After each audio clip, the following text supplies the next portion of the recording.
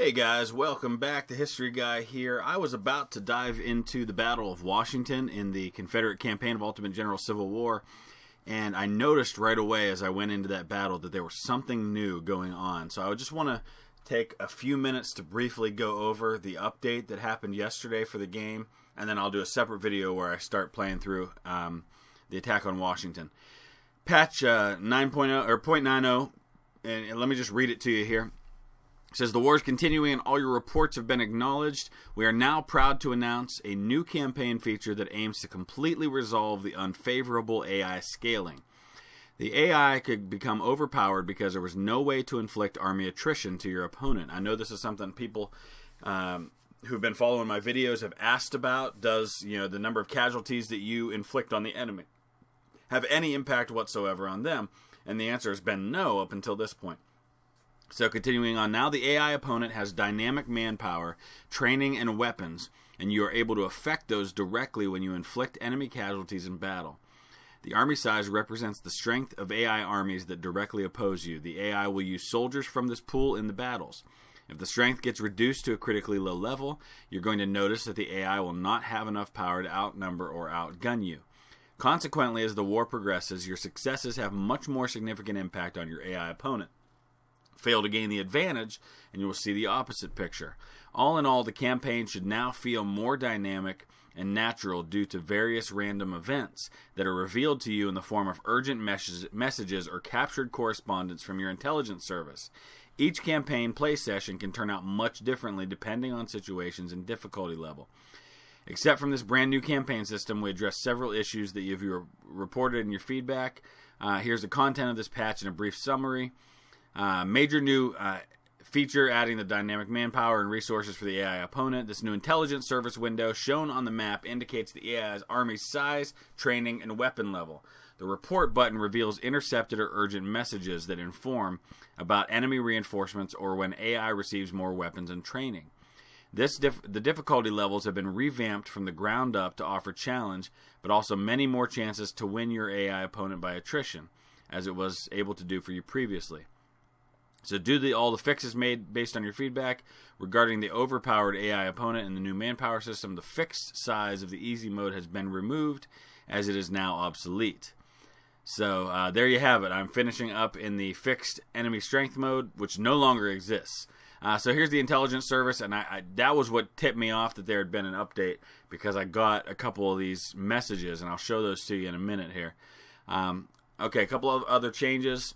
Minor improvements to the AI flanks more and has better territorial perception. The new changes affect and improve overall AI and its charging decisions. Balance as flanking fire has more impact, rewarding the effective tactics. That's been a complaint of mine, is that after a patch a while back, the flanking fire was not nearly as effective as I felt it should have been. So I'm glad they fixed that.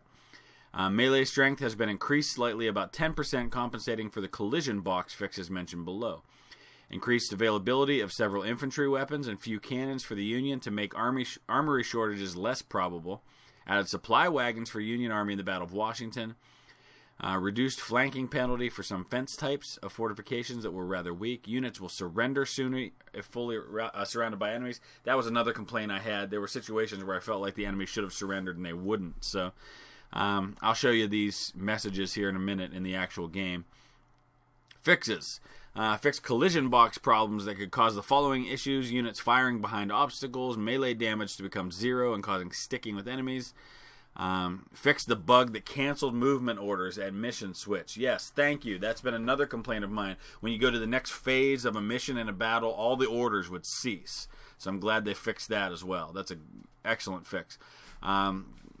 Fix bug that would cut retreat in the wrong direction. That's good. Wide cameras problem. Fix an issue that made the general and supply wagons to occupy core slots in battle, thus reducing your available units. Fix the Battle of Fort Stevens text not appearing in your fought battle list. See if there's anything major. There's not really a whole lot. These are all kind of small fixes. So good stuff, excellent. Glad they fixed all that. So let me just show you what that looks like in real life. I was about to enter the Battle of Washington here, and I noticed right away this intelligence service thing here, and I had a couple of reports show up. So captured message right here, December 22nd. Sir, with this message, I would like to express my apologies for our defeat at Hardin Pike. I am ensuring you that our men are still in good condition, and we have enough supply to continue fighting. General History Guy. General, I kindly inform you that President Lincoln is highly concerned about the advance of History Guy towards Washington. My command, consisted of 0 trained soldiers, has been ordered to reinforce your army and will arrive shortly at your camp. So that's great. So his army's going to number somewhere between 120 and 123,000. And obviously I've got these bonuses here. There's training and armory is at a certain percentage. So let me see how many men I'm going to be bringing into this battle. I'm not going to fight it yet. I'll go ahead and do a separate video to start that battle. But I almost feel like I should just start back at the beginning now, because there's so many changes to the game that obviously are going to affect things in significant ways. So just looking here at what's going to be happening.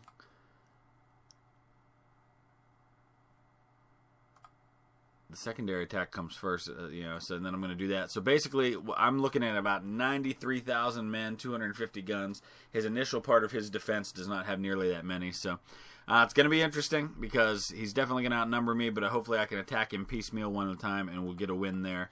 But I'm already thinking about going back and replaying the entire campaign. I might do it on Brigadier General difficulty and just see how different the whole campaign is now. I've had a lot of requests for that, and I know that I've been playing through this campaign several times, but there seems to be a lot of demand for me to continue that, so I'll do that.